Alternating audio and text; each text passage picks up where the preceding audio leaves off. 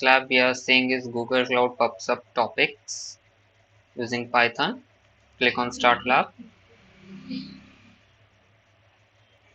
Copy the password. Open the Cloud console in incognito window. Username लिख के आ गया. Click Next. Enter the password.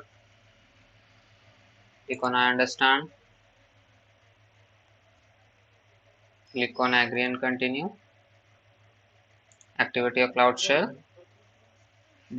In the description of this video, I will provide you the link of the GitHub repository. Just go to the repository, copy this command, come back to the Cloud Shell, paste the command, hit enter. Wait for the command to get executed. Authorize आए तो authorize पे click करना.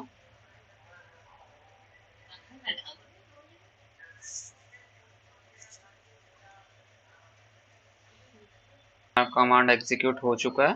Come back to the lab. Click on task 1.